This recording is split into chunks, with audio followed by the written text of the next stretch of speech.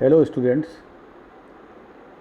this is Suryakant Pandey and today we are discussing the chapter Nationalism in India, its first part from History of class 10th.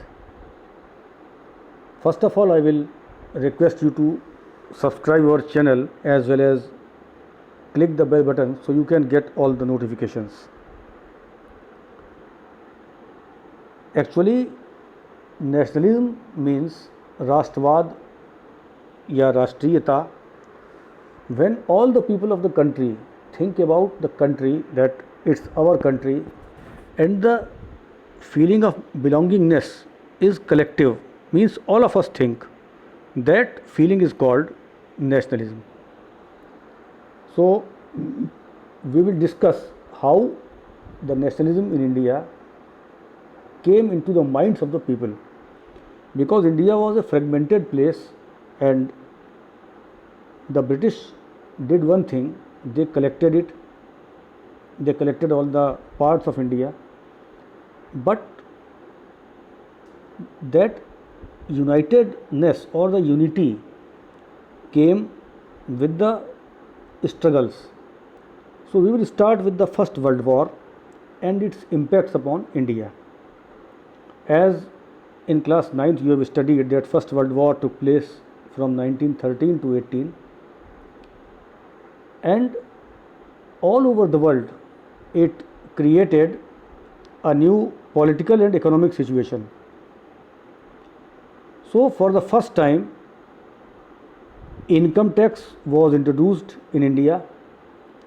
Before that nobody knew what is income tax, as well as custom duties were also increased. And during this period 1913 to 18, the prices of the commodities were doubled. So that's why all the common people were facing very much hardship. And second thing, from the villages the recruitment of soldiers was done forcefully. So all the people became angry with the British government. And from 1918, 1819 and 2021, these 2 years were bad for the crops. Crops failed in many places of the country. So it created a shortage of food and it is called famine. So famine spread all over the country, and with that another negative factor was influenza epidemic. So with these two factors, according to 1921 census, around 1 crore 20 to 30 lakh people died.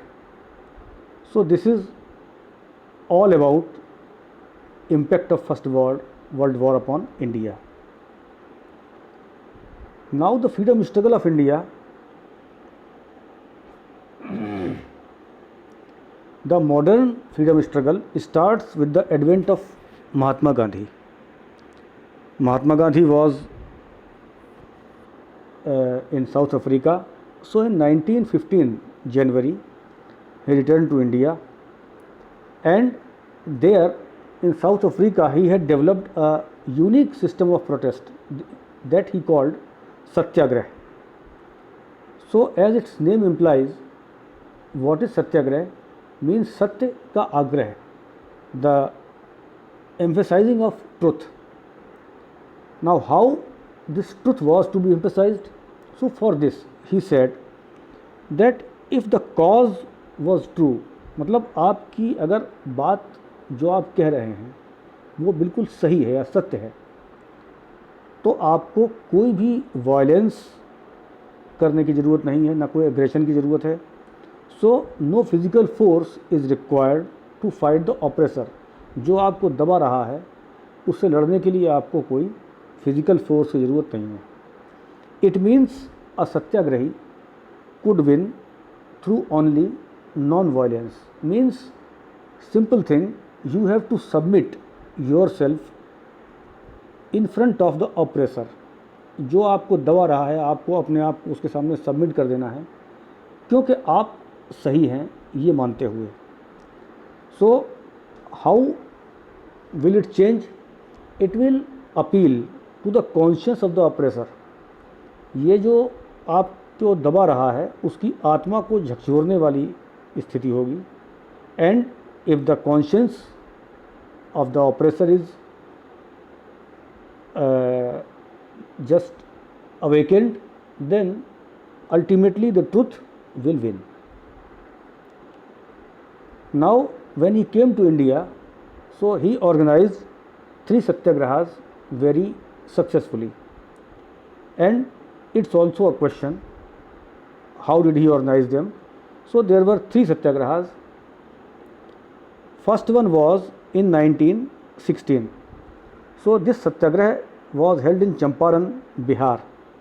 There the peasants were fighting against the unjust plantation system, and Mahatma Gandhi organized satyagraha there, and he also won that satyagraha.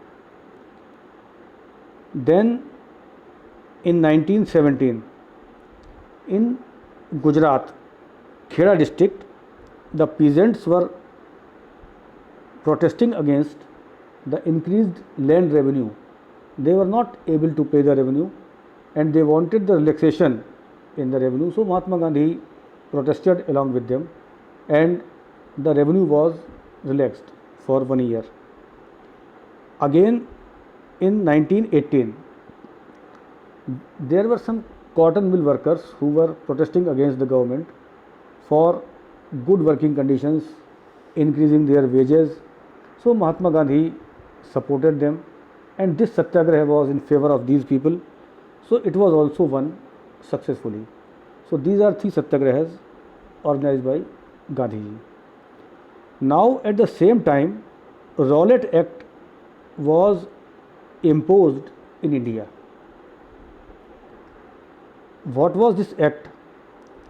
According to this act, actually it was passed by the British Imperial Council, or we can say the British government.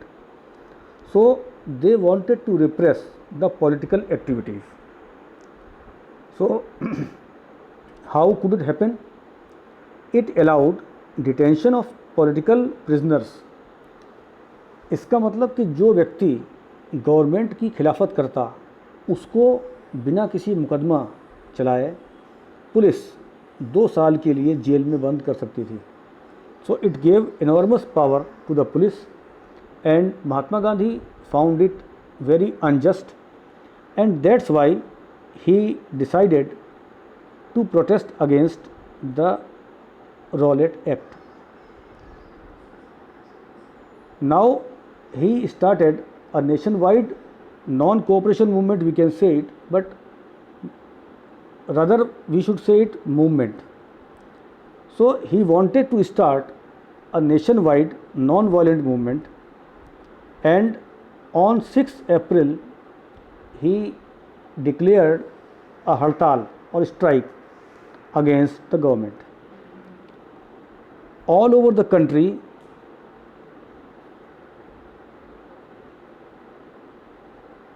rallies were organized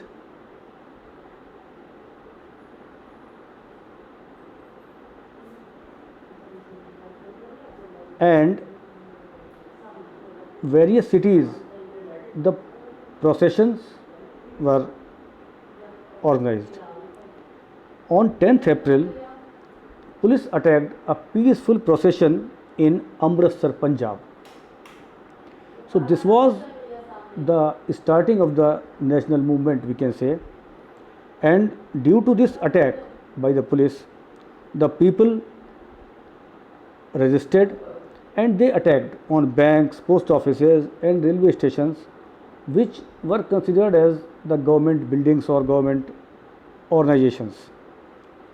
So due to this incident, the British government imposed martial law in the Amritsar area. Martial law means when all the administration is given under the control of army. So the General Dyer was made as the chief command officer, and after that, the very infamous 13th April Jallianwala Bagh incident happened. So, we will discuss how it happened. On this date, mostly Baisakhi festival is celebrated. So, all the people had gathered in this Jallianwala Bagh. For there was a fair, and at the same time, one famous leader was organizing a meeting against the government. So, all the people who were attending the fair, they also went to sit in that meeting. And no doubt they were unaware of martial law, because martial law was the first thing which was imposed, and the villagers did not know about it. So, General Dyer was there, so he blocked all the exit points and he ordered firing upon the innocent people who were sitting there. So, in this incident, firing around, actually the real numbers are not very clear, but these numbers which are given here, they are from the Congress report of that time. So, I have mentioned here, they are not mentioned in NCERT book also. So, around 1000 people were killed and 1500 were injured. And when all this happened, the news spread all over the country and nationwide protest started in India. After that, when the World War was finished in 1919, so we have studied in class 9th that the allies, means the British government, France, Russia, they had imposed a very harsh treaty upon Germany. So there was a rumor that the British government will also impose same kind of treaty upon the Khalifa of the Ottoman Empire, or we can say Turkey. So, in India, there were two people, Shaukat Ali and Muhammad Ali. They were called Ali brothers. So, they made a Khilafat committee in Bombay, and they wanted to oppose the British government on that Khalifa issue. And the aim of this Khilafat committee was to defend means to protect the temporal powers of Khalifa, because he was also a spiritual leader of the Muslims. So, when Mahatma Gandhi saw this movement, he found it as an opportunity to unite Hindus and Muslims together, and that's why he proposed in Congress to support the Khilafat movement, and this was done in Calcutta session in September 1920. So, here you can understand what was Khilafat movement and how it was decided by Mahatma Gandhi to just support this movement through Congress. Now we come to the important questions till whatever we have discussed.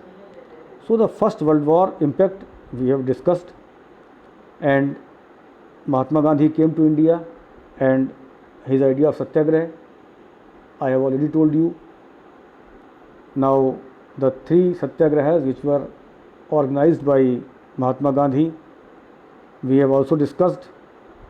Now, about Rowlatt Act, so it was passed in 1919 and 2 years imprisonment was there, so we have discussed it, and he started a nationwide hartal for it. Now, Jallianwala Bagh incident, so we have discussed about it, how it happened, why it happened, and what were its impacts. And last was that what was Khilafat movement, so we have discussed it, and why Mahatma Gandhi wanted to mix it with non-cooperation movement. So he wanted to support this Khilafat movement through his own movement, that is non-cooperation movement, and we will study it in second part. Thank you.